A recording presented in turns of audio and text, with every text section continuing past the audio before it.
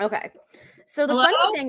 the funny thing about technology is that it's like your flaky best friend where you're really excited when she shows up and it works and your friendship it like goes swimmingly. Yeah. But also like sometimes she's like, I overslept and I have a hangover and I'm not coming. And so that's kind of like Yeah. the version of this friend that we're getting today. Yeah. So is this Crowdcast? Is it the Crowdcast? It's Crowdcast. It also might be my internet. But yesterday there was a huge outage. Apple Music. My mom was outraged. Oh no. Is that where she gets all of her Paul Yeah. Simon joints?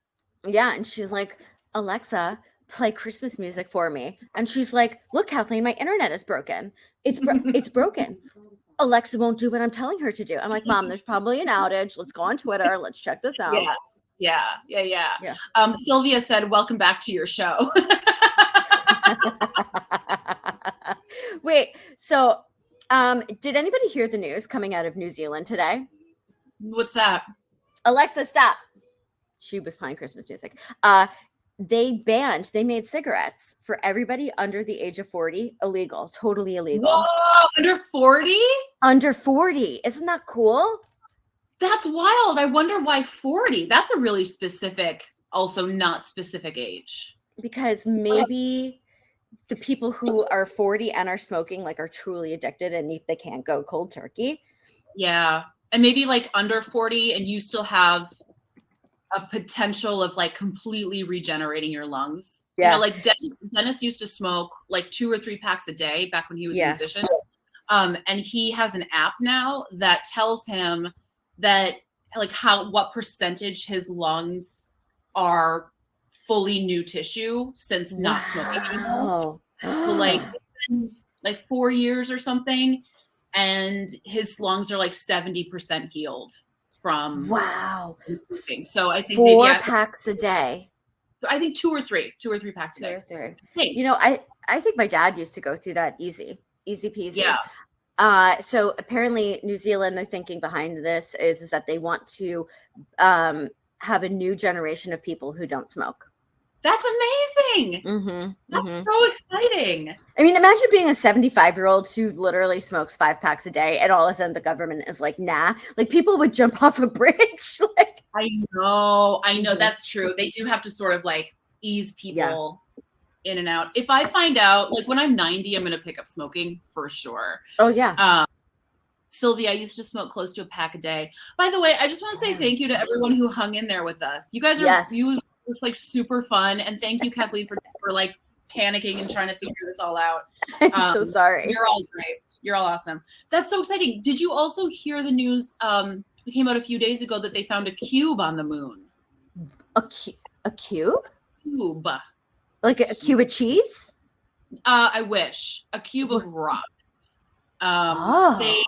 This was China. China's on the moon right now. It's called the U-2. So I think it's YUTU is the rover, and the second one of those. Yeah. No, I didn't say that, Aubrey. You're dirty and shameful. It did sound like you said pube a little bit. Ooh, that was scandalous. So they found on the like dark side of the moon, the other side of the moon, they found what looks like a cube on the horizon. To me, it looks like just like 2 rocks, but because it's bad pixelation, it looks like there's a cube. And so they're detouring their rover to go towards this cube now to try and see what it is. Probably just rocks, but you know, I wish that there was a program for people to be able to participate in moon stuff like this without having to be like genius level to get into Mensa. Like, wouldn't that be nice? Like, what would you want to do re the cube? Like, I would like to go to the moon and then, I don't know, maybe like come up with footwear that would be like the best footwear to wear on the moon, like stuff like that. You know, like people in NASA, they're not caring about like fashionable footwear on the moon. Me, I care about fashionable footwear on the moon. Like maybe I want to make a designer spacesuit or something, you know, like there should be a lifestyle branch of NASA. I'm just putting it out there. I bet that there are some astronauts who wish they looked a little bit more sleek And, like you see in futuristic space programs, everyone's wearing something real bodycon. Yeah. It's all neoprene, and the ladies definitely have some corsetry in there. I think that if I was an astronaut and I had spent all of this time and, labor and training to get into space, I'd want to look cute as hell when I got up there. Kathleen, you're not wrong. Give me a thigh-high space boot. Yes. Go with my neoprene space suit. Yes. And some sort of little like pillbox hat that I can wear under my thing, so I look like an old-timey flight attendant. Bethany, you're onto something. A pillbox hat that's also, it doubles as like a tool chest, right? So you can keep your tools in your pillbox hat. Yes, absolutely. I think that this is a great idea. The only flaw is you have to take your space helmet off in order to get your tools. What are you going to do? Speaking of fashion, I'm pretty sure that I have my sweater on backwards. Sorry. Hang on. By the way, while you were gone, yeah. I showed the class my 15-inch rise jeans where the zipper is 15 inches long because I gave them my measurements and they took them literally. And Aubrey apparently won't let me forget that. So you had someone on Etsy make you a pair of jeans? Yeah, and I have a long torso, so for high-waisted jeans, the highest I've ever seen was an 11-inch rise. Yeah, and those don't reach anywhere near the middle. So I was like, I'm gonna measure it for real and see what she does. Yeah, and she took it literally, and so now I do have a 15-inch zipper on the jeans I'm wearing right now. Okay, is it irritating your belly button?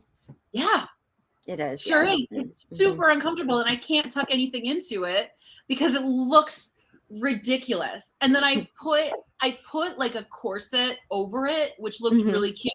But then because the corset's so tight, I can't take the jeans off to go to the bathroom because I have to like dig halfway into the corset to try and like find the button to unbutton them in the bathroom. And they're unwearable. But what you do? Bethany, unwearable. Oh, I like your Santa mug. Thank you for my days at Starbucks. Let's see what else is going on today. I'm like I said before, I'm confused. I woke up confused today. That's okay. Is it one of those days where you just kind of need to go back to bed and start over? Yeah, a little bit like that. So apparently, did you know that cryptocurrency is really bad for the environment? No, why? I might do a topic on this because I bought Bitcoin. Okay. Because my friend who I talk money with called me up this weekend. She's like, Bitcoin is down, buy it now. So I was like, oh, okay, maybe I need to buy it. And I bought it, and I can tell you I am down $15. Okay. Well, is it a long game? It's a long game, maybe. Oh, I'm down 23. Look at that in the span of like just a few minutes. But apparently crypto coin is bad for the environment. And Neil started yelling at me, and now I feel like a terrible person.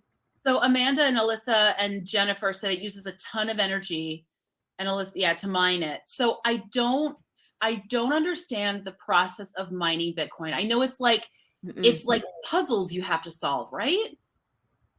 Is it puzzles you have to solve? Is it energy? Is it energy like electricity? Is that the energy that the cryptocurrency is using? It's someone explain Bitcoin. Okay. Go. Jennifer Darla, can I invite you up so you can tell us what you know about this? Let's see. Alyssa, yes, the electricity. Yeah, the higher the Bitcoin price, the higher the cost to the environment, and the more live things that will be impacted. It harms the environment due to a process. Yeah, so tech equipment. Oh, that makes more sense. Tech equipment. Oh, tech equipment. Yeah. Oh, tech equipment. Oh, tech equipment. Yeah. Okay, this is the New Yorker article that Amanda just linked. Hello, Jennifer slash Darla. What's going Sorry, on? I just got out of the shower, but I wanted to get on. So Yes, please tell us. And Yeah, my room tell is us what you in know. the background. All right, I don't know much. My husband's into finance, so I asked him to explain things to me, and it really makes no sense, but I just kind of go along with it. So my understanding is it's using tons of servers, and then they have to mine, which I guess is something where they're solving puzzles that is very involved. And because it's using all these servers, it's using a ton of energy, and therefore it's bad for the environment. Oh, That's by the not way, something I never would have thought of. I love your cabinets. Oh, thank you. Oh my god! Oh, they go all the way up to the ceiling. Oh my god! Is that storage? Is that a Le Creuset with an ombre gradient on it? Oh my god! Kathleen, do you need a moment? Yes. It's called oyster. Oh my goodness. Oh, my Le Creuset color is Caribbean, but I wish I had picked something more sophisticated years ago. Well, my husband picked it, but he only likes gray or beige, but he did pretty well. So I like it. It's a nice contrast.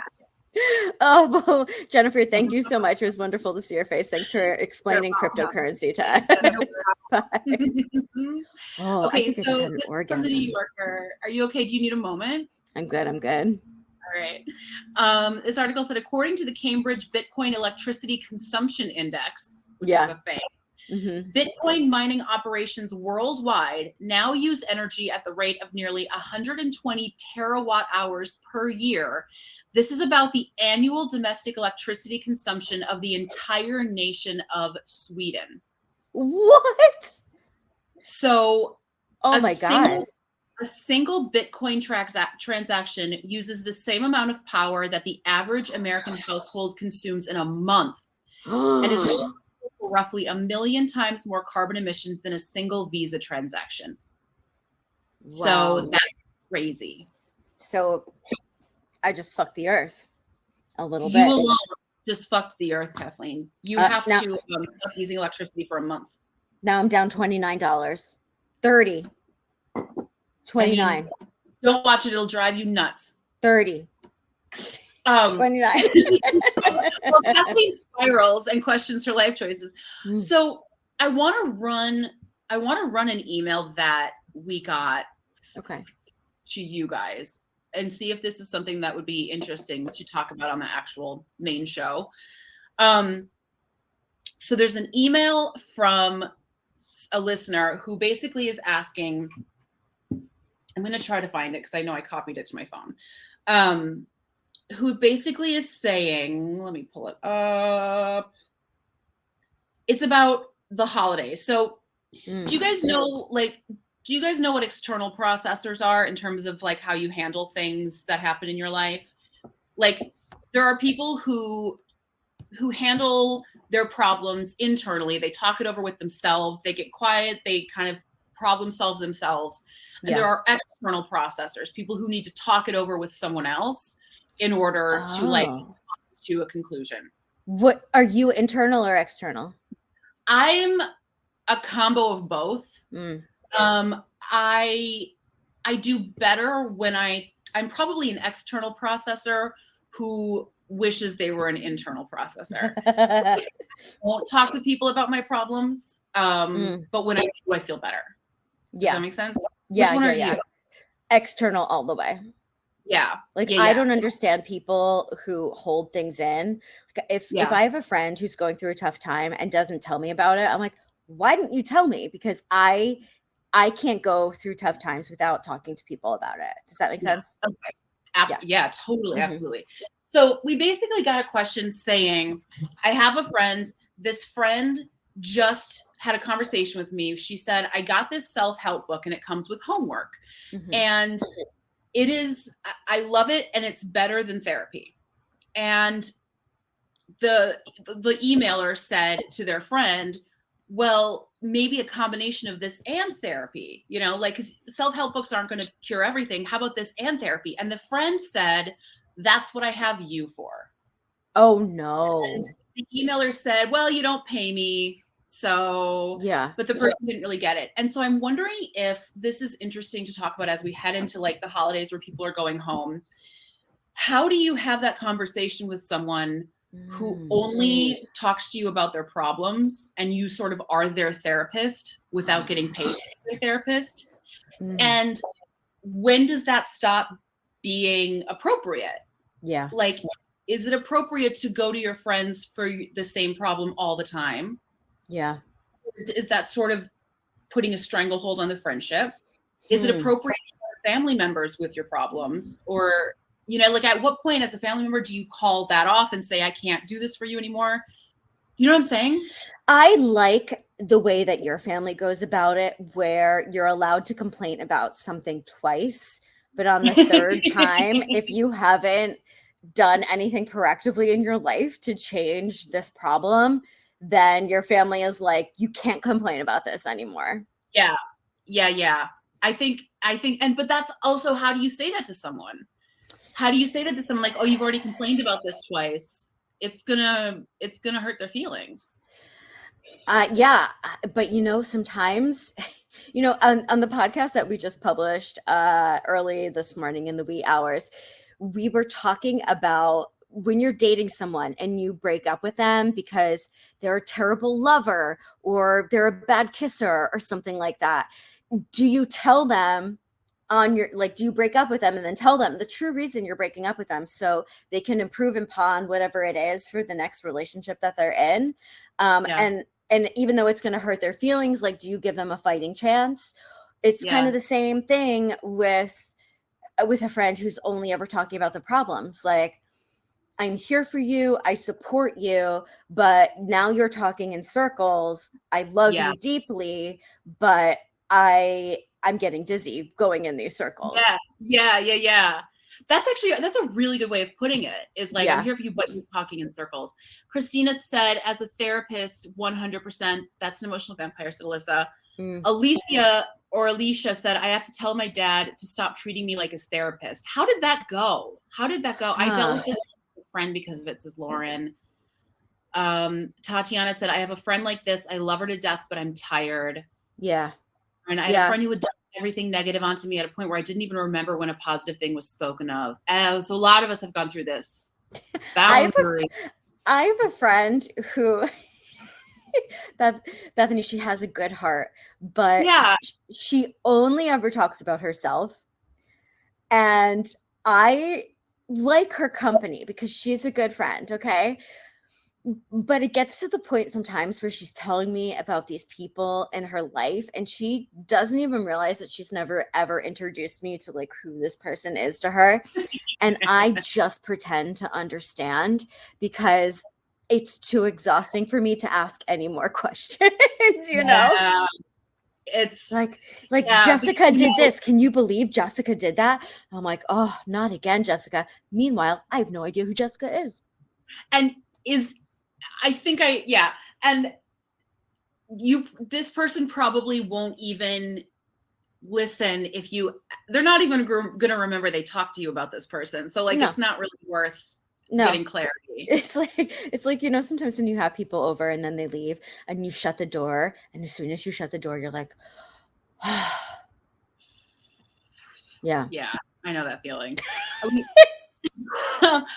Alicia, I'm so sorry. Said, it's been a process. I have to be really clear with my boundaries with my dad, but he's trying to listen and learn to do better. That's great. It's great that he's open to trying to better. Okay, so maybe we'll talk about this. People mentioned that we talked about emotional vampires a couple years ago on the episode.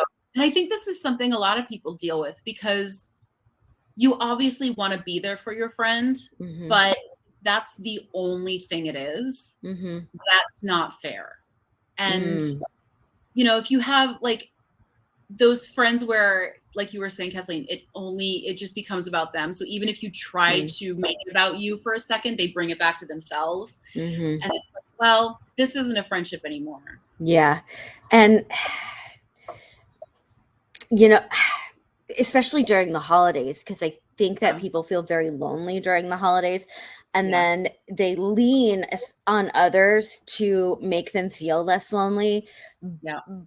But which is all, I mean, yes, it's good to have people in your life to lean on. But when you keep leaning and keep leaning and keep leaning, sometimes you just have to be okay with like, maybe for one weekend, spending the weekend alone and not always depending on other people to entertain you or to like shift their plans around because you're in distress. Yeah. And I also think that you should be willing to turn to people whose job it is to do this. Yeah. You know, I think that a lot of people, even if they have the money for therapy or the resources for like a group therapy, that kind of thing, it's easier to turn to people you know. And so I think a lot of that burden gets put on them, especially this time of year, because if you know, things get tough this time of year for a lot of people. Yeah, I know. Let's see. Lauren said, I have a coworker who has a group chat where they ask if everyone is in a good headspace for venting or complaining before doing it. And if someone can't do it, then they whisper off to another chat to respect that person's space. That's amazing. Interesting. Wait, Lauren, I'm going to take a screenshot. I want to keep that comment if that's okay. Because that's amazing. If we do end up talking about this, what happens when you have a lot of happy moment? It's not happy stuff, but people ask how things are going. Asks Diana. Well, I think that that's the thing, right? Like, Diana asks, what happens when you have a lot of crap going on at the moment? It's not happy stuff, but people ask how things are going. You don't always have to be happy, and I think that relationships are about saying what's going on, and you're not always going to be in a good place. I think it's about asking yourself, like, the last time I spoke to this person, was I also upset? And was I also upset about the same stuff? And then like a couple months ago when we hung out, was I also upset about the same stuff? And was that the only thing I talked about? And did I ask them how they're doing? And did I listen to them? Right. I think someone said earlier, there has to be a give and take in a friendship. And then like also, if you're the person, if you're the person that's like, why do I need therapy? I have my friends. Yeah. You know, we always talk about faking, you know, like faking that you're happy, but then it actually makes you happy, or like fake laughing, but then you're actually laughing before you realize it and stuff like that. Yeah. Maybe if you're that person who has a lot going on, just fake it until you actually feel a sense of relief. And obviously that's easier said than done, and it's not applicable to every situation. But like, if you're just overwhelmed with the sheer amount of madness going on in your life, like, just like wake up and, you know, like say thank you to the inanimate objects in your house, and sort of teach your brain, give your brain the muscle memory to shake things off instead of always falling into a pit of despair and then relying on your friends. Yeah. And I think also that if you're saying like, why can't I rely on my friends? I think it's asking again, how often are you relying on your friends to talk you off of a cliff or to talk you out of something? And how often is it the same thing? Like, I don't want people to be in their head about like, I don't want to go to my friends about something, but I think if you're always going to your friends about something, and maybe you should be going to therapy, because it's not fun for your friends to keep talking about your same problem over and over and over and over and over and over. Yeah. And your therapist has more educational training and better insight than your friends do. You know? Yeah, for sure. I am wondering if I am a shopping vampire, because I always say to my friends, tell me not to buy this. And then I send them a link. You did that to me and I told you not to buy it. And I think it kind of hurt your feelings. I think it backfired. I'm sorry about that. No, it's okay. It's okay, Bethany. Speaking of which, I'm sorry if I offended you when I sent you a picture of my butt. Were you totally grossed out? God, not at all. No, I forwarded it to my mom and I asked if she thought it was something to be concerned about. Gentle listeners, everybody in this group, you're probably sometime last year when I was getting my computer fixed, and I mentioned that the guy fixing my computer saw my butt pimple, and because it was the last thing on my computer screen that I was looking at before he had to fix my computer. I still have that same butt pimple. And so now I'm thinking that maybe it's like something I need to get removed or have a doctor look at. And in the middle of the night, I was spiraling and I took a picture of it. I sent it to Bethany and I was like, am I dying? Yeah. And I saw it the next day, of course. Yeah. Yeah, I think you should get it looked at. Yeah, I know. But okay, that's so embarrassing because Why? I don't want to go into the dermatologist and be like, gotta drop my drawers. Look, your dermatologist has seen everything everywhere. It's true. They have seen everything everywhere. Yeah. Sylvia pointed out you pooped on a plate. That's true. That's true. You've been through the trenches and you've survived all of it, Kathleen. Oh, hi, Minerva.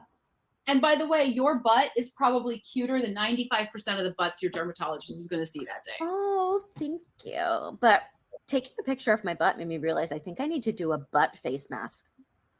What are those? I think I have like, I don't know, pores that need to be like cleaned out on my tuchus. I think everyone has pores on their butt. I think you're. I think your butt. I think that there was a blackhead on my butt in that photo that I sent you. Oh, I wish we could be together. I would help you pop that sucker in a New York minute. You know I love that. Thank you. Like, do you ever get you looking in the mirror and then you all of a sudden you see these tiny little spikies coming out the bottom of your chin and you realize that the pores at the bottom of your chin have just gotten so full? Do you know what? Does anybody know what I'm talking about? Yeah. I think I have that all over my ass. All over my ass. So maybe it's time for like an exfoliant. Maybe put together some type of coffee scrub. Yeah. Mm-hmm. You know, because your butt, the nice thing about the skin on your butt is it can handle a little bit more of a rough texture versus your face. So take that like St. Ives apricot scrub that's too harsh for your face and scrub that shit all over your butt. Actually, that's a good idea. Maybe it can be like foreplay. I could have Neil scrub my butt for me. I bet that'll really get him in the mood. Hava says she's eating dinner. Oh, I'm so sorry. Let's see. Tatiana, you can put some glycolic acid in a spray bottle and spray it on, being careful to avoid certain areas. Yeah, Frank's coffee scrub, Maggie. I like that too. It smells like someone poured a cup of coffee all over your whole body. Yeah, give it a scrub, but never be insecure. You can send me things. Christina, I always like when you send me things. Christina says, "Good for you and Neil openness to your butt stuff." Yeah. Oh my goodness. I'm gonna do that topic. Then we'll do that topic this week. Yeah, that's a good topic. We'll talk. So, also, can we bring up that other email that I sent you this morning? Yeah. About so bad. So essentially the taste bud, her and her husband share an Amazon account, and her husband's like, oh, I got a bunch of things for our child on Amazon. They're coming in the mail. There's also a little something for you in there. So she is like, I know I shouldn't have logged on, but I did. And I saw that he bought me a refurbished iPad that's 4 years old. And there was like a case and something else that he had purchased to go with it. And she canceled it because she just wants an iPad that will work with her iPencil. And the model that he bought her wouldn't work with her iPencil. So she literally canceled the gift that her husband got her so they wouldn't be charged for something that she didn't want. Yeah. And she emphasized that like she doesn't spend any money on herself. The pencil she got was refurbished. She asked for a $300 like low model iPad, like a really cheap one, quote unquote cheap. He got her a $200 one that was refurbished. Like she doesn't spend anything. She's been really depressed lately, and she thinks that drawing on the iPad will like help a little bit. She's an artist and she hasn't been able to make anything lately. And she said, am I not worth $300? Her engagement ring was $30. Like she's a money saver. Mm-hmm. And she said, am I not worth a new iPad, which is only $100 more? Again, it's $100 is a lot, but if you're spending money on an iPad. So she's wondering like, how do I tell him I canceled it? It just sounds like she feels so sad and so not important. And I'm so sad. Yeah. I think that it's probably okay that she canceled, but she she needs to come clean, tell her husband that she snooped and the reason why she canceled, because it's not going to work with her pencil. And she should just buy herself the version that she wants. I mean, we don't know what money is like. She might not be able to. But if her husband was, that's true. Yeah. I don't know. It's what would you do, Bethany, if you were in this situation? I think I would, speaking of white lies, which is what we talk about on the podcast this week, I think I would tell a white lie. I would say, you know what? I logged onto our Amazon to get something for someone, and I saw the notification of what was purchased. Yeah. Mm-hmm. And I saw that it wasn't going to fit with the pencil, and so I canceled it. Like, I didn't want you to be I didn't want you to be charged. And Christina said iPads can be tricky to return if open. So I didn't want you to, I didn't want to open it and then we couldn't return it. Yeah. Especially refurbished iPads too. There's like other stipulations around purchasing those as well. Yeah. And then I think I would be honest and say like, so that's why I canceled it. And then like, you know, I would really love this one and here's why, and say like, I've been going through depression and I want to draw again and all of this stuff. And I think that maybe he didn't understand how much it meant to her, you know? What would you do? Sylvia's really mad because Apple is a cult and she's an Android user. I would have canceled it and then the money that was saved. You're muted. You're muted. How does this happen? How does this happen? You weren't even touching the keyboard when it muted. Is it something on your headphones that mutes it? Hover the mouse, Kathleen, over your own screen. Up at the top, there's the microphone. Click the microphone to toggle it back to speaking loudly.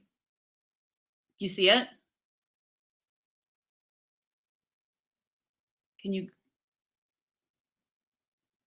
It's not working. That's so weird. Chaos. The interesting thing about Apple being a cult is that normally cults disconnect you from your family, but actually Apple's cult disconnects Android users from their family. There you are. Okay. Yes. So I would have, with the money that he spent on this iPad that I had just canceled. I mean, I'm assuming it's a credit card because that's usually how you pay for Amazon things, right? Or can Amazon use your debit card? Maybe, but that's probably a credit card. I probably would say, hey, I canceled it. Do you mind if I give you the difference? Or, you know, like, can we come up with the difference for the one that's cost $100 more somewhere else? And this is the reasons why. Yeah, I think it's very likely he did not know the reasons. Like, he didn't realize how important this was to her. And if he's like me and he's not necessarily a tech person, he's not going to know the difference between the $200 version and the $300. Like, I wouldn't realize that this one works with a pencil and this one doesn't. Yeah. So, I think talk to him and say, like, this is why it's so important to me. This is how I'm feeling. Yeah. Are you and Dennis exchanging Christmas gifts? Do you do that? No. Neil and I typically don't, but I did send him a very expensive necklace, and I was like, Santa told me to ask for this.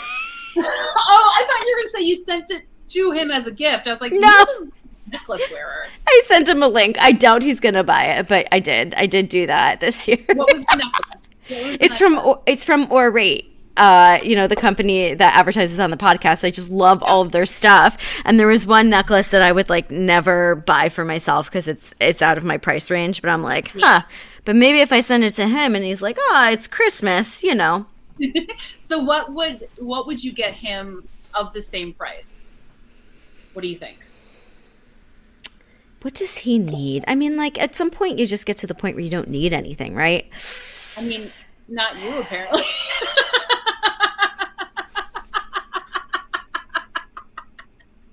And I say that out of love.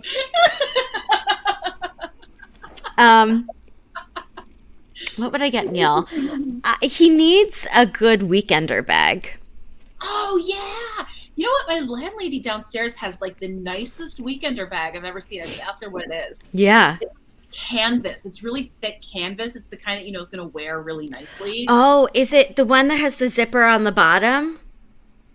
Maybe it looks almost like a big shopper.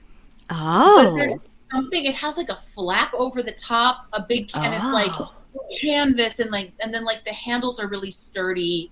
Yeah. And it's beautiful. It's like a canvas green color. There's nothing better than like a giant high quality weekender, because I'm always the one that shows up with like 10 million small tote bags, like hobbling down the street like a little bag elf, like I'm ready for the beach. all the free totes that you've gotten. All my shit spilling out everywhere, and like people are like, "Mom, you dropped this."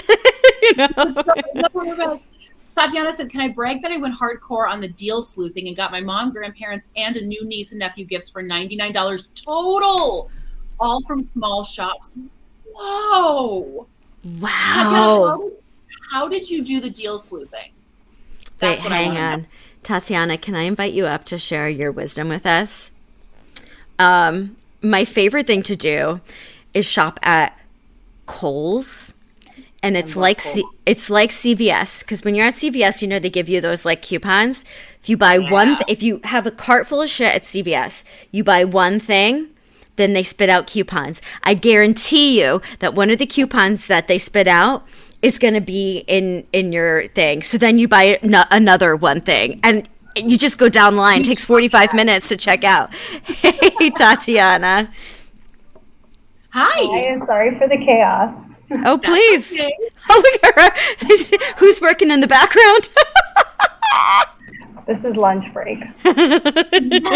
Is that a man? So, I have no idea. Tell us about your deals. How did you get such good deals? So, I now have stacked Retail Me Not and Honey, and have them notify me when Etsy shops or like anything have the sales and drop listed. So I got notifications for each of these. Like I looked maybe what I wanted to get them and added it. And as deals started coming up, I would stack it and then use those coupon codes. Wow. They're super cute. Well done. That's a good idea. That's what I'm going to be doing next year.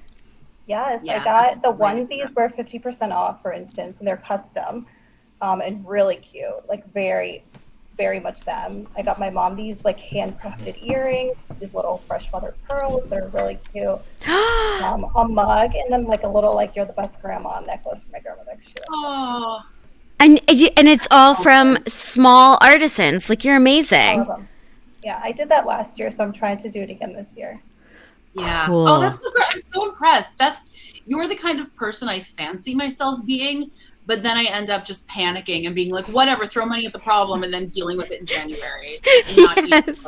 Yeah, that's honestly me, but I think I'm very challenge driven. So if I make it like a thing where I take it seriously, I have to do it. It's like my exercise. Like finding great deals. That's so great. I'm so impressed. I love it. By the way, I know we said this to you last time you joined us on the show, but your eyebrows, so good. Thank you. On point. Thanks, Tatiana. Talk to you later. Wow. Okay. So I think there's some drama going on. Wait, what happened? Diana, what's going on? Diana got something. Diana, what happened? I'm scrolling up. Once we had kids, we stopped exchanging gifts, but he was the worst gift giver. Our first Christmas, he bought me an electric razor, says Diana. I mean, are you really hairy, Diana? Maybe it was a thoughtful gift. In his defense, he said he bought it because I had just cut my shin shaving, but still. So he thought he was being thoughtful. Oh. Because that's the thing, like, typically, stereotypically, guys are problem solvers. And so, like, you had this problem, and I'm going to solve it via giving you a gift. And hey, Neil, come here. Once I told Neil I wanted a portrait of a distinguished old gentleman. That's a great gift. And I was thinking like a vintage flea market or something, you know? Yeah. Okay. Neil, here. You can listen Neil, here. hi, Neil. Hello. They can see you. It's video too. I know. What did you get me when I asked for a portrait of a distinguished gentleman? It was a portrait of Herbert Hoover. He was a president. Kathleen, so it's distinguished, or was. Kathleen likes Annie, the musical, where there's like the song about Herbert Hoover. So I'm like, this will be He's perfect. a villain. They hate him in that musical. So he was a distinguished gentleman.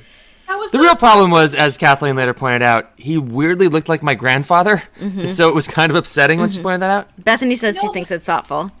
I think it's thoughtful because, Neil, you knew that she liked Annie, and the fact that it looks like a relative, you can say that that's your grandfather. See? Did you frame it? Where is it? I put it in the trash. No! No, not true. We hung it up for... She's lying. We hung it up for like a year and a half, and then I was like, I need to get rid of this. No, but I was the one who ended up getting rid of it, not you. Neil got rid of it. Yeah. Yeah. So it was not like she was not throwing out a gift that I got her. Did you get me that necklace that I sent you that I said No, Santa... I'm not getting you that. I don't have a job, man. Chill. But Santa told me to ask for it. Okay. I'll have a word with Santa then. Okay. All right. Kathleen, the next time you're going to throw away a large-scale portrait, please send it my way. You know I will give it a home. Normalize large-scale portraiture. It looks so much like his grandfather, and you know, our apartment was so small. It was like his grandpa was watching us have sex. That's bullshit, Kathleen. I'm not mad. I'm weird. just disappointed. I think that's hilarious. Yeah. He gave you a portrait of her. Yeah. Oh, we might have. Hi. Are you here for the faucets? Yeah. Okay, I gotta go. The plumber is here. They're gonna put my faucets in, Bethany. Can you live stream the plumbers? I know. I wish, but they're finally here. The faucets are finally happening. I have to go. Okay, Okay. you guys, we have to go. Yeah. Sorry for all of this. Yeah. We'll make it better. We'll make it Yeah. right. We'll make love it. you. Yeah, I love you. So much. Mwah. Bye, everybody. Thanks. I'm gonna get new faucets. See you later.